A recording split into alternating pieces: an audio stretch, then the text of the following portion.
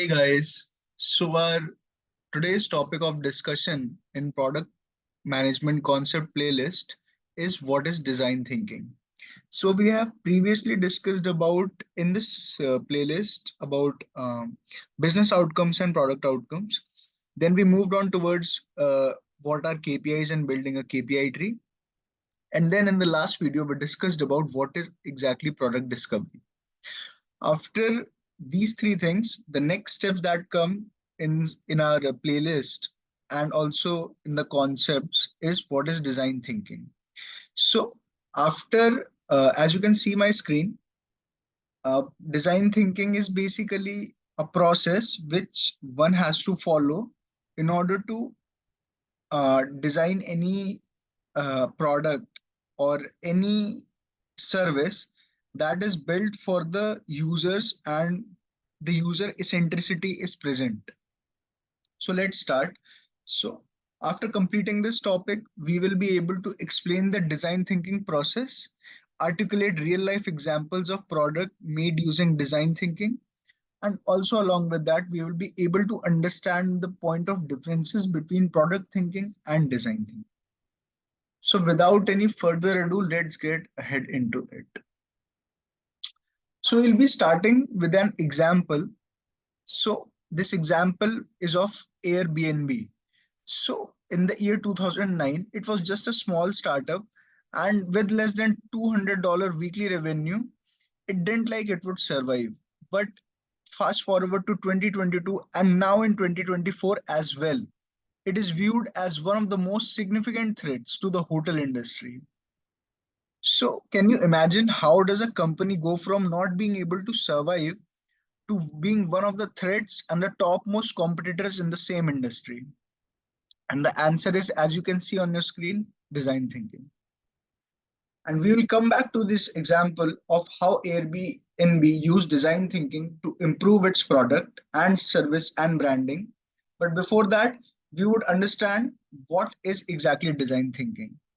So design thinking is basically a process for solving problems by approaching them from a user's perspective. So in our introduction, I have already mentioned user centricity. So it is revolving around user psychology, user persona, and user pain points. Without solving I repeatedly mentioned this in the last video also, without solving the correct pain point, you cannot accept the metrics to go high. The metrics can be anything. It includes the engagement, activation, adoption, retention, and referral. So without solving the exactly correct pain point, you cannot expect things to go in the correct direction.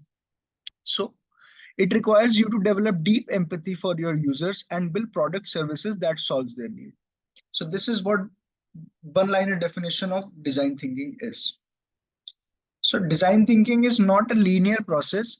It's basically a stage-wise process. And it's not that when you complete one stage, then you move towards the other stage. It's more like it's an iterative process. So you move from stage one to stage two, then stage two to stage three. Then upon reaching stage three, you realize that you need to go upon stage one again and make some corrections, then again go to stage two, then again go to stage three. This time you go to stage four, then go to stage five. Then you realize you need to again go to stage three. So this is basically kind of back and forth iterative process till the perfection is there. So there are 5 stages of design thinking. The first stage is empathize. With the help of user research, your goal is to understand your users, their challenges, and their needs. The second step would be to define. Inputs from the user research will be utilized to define a problem statement from a user's perspective. The third step would be to ideate.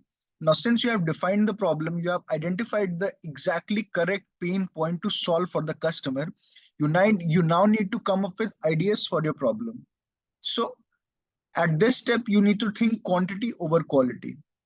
What I mean is this: if you can solve this problem for 100,000 customers, it would be better if you could solve it in a less quality way for 100,000 customers than to solve it in the most best quality way for just 100 customers. So this is what think quantity over quality means. So once you have ideated, now you have came up with certain set of solutions for your problem. Now it's time to start acting upon those solutions. So the step 4 would be to build anything tangible from paper models to high fidelity designs. So basically the fourth step also contains wireframing. So wireframing and prototyping are just like a smaller step and a just next big step. So wireframing can be done upon tools like Balsamic, Figma, and even some you can even draw wireframes, rough wireframes or sketches with pen and paper. But the prototypes are delivered on a software level, which can be used using Figma as well as Balsamic. So you can develop from anything tangible like a paper design to a high fidelity design that can be tested with your users. So once you have developed this design, you can now show this prototype to real users and collect that feedback. And this is called the step 5, that is testing. So these were the 5 stages that we go through when we are thinking about the design thinking process. So I will again summarize: empathize, define, ideate, prototype, and test. So let's get to the next slide. So initially, if you remember, we discussed about Airbnb not being able to survive and then thrashing everyone in the industry. So let's get back to that example on how did it do so. So the co-founders of Airbnb noticed a particular problem. So that as we discussed in our previous slide, what is to identify is the first thing. So you identify what is the problem. So the problem was poor image resolution on the platform's advertisement. So whenever you see an image, you directly judge that image or that product in that image by the quality of the image. This is in our subconscious minds. So recognizing the importance of high quality image for users, they decided to visit New York with a rented camera. So at that time, they thought they had the problem. They thought a solution for it. They rented a camera. Then they spend time with customers taking better picture of their homes. So now Airbnb, as you can see, is a rental place where people rent their homes and other people can stay at their place. So it's basically uh, in order to show that this is a very good home and a homely vibe is coming, you need to take better pictures of their homes to address the issue. So within a week, their efforts doubled Airbnb's weekly revenue. So as we discussed, Airbnb weekly's revenue was around $200, and within a week, it became around $400, highlighting the impact of improved images. So this is basically, it started showing the result as soon as within a week, but you should not expect it to be that soon. It can take some time depending upon the bandwidth of your product. So this experience revealed a significant blind spot and substantially boosted Airbnb's revenue. So this was one of the blind spot, that the image quality was so poor that people were not even seeing those images. And if they are not seeing those images, of course, they would not rent Airbnb. So this was one of the example of design thinking, how it improved Airbnb. So next we have product thinking versus design thinking.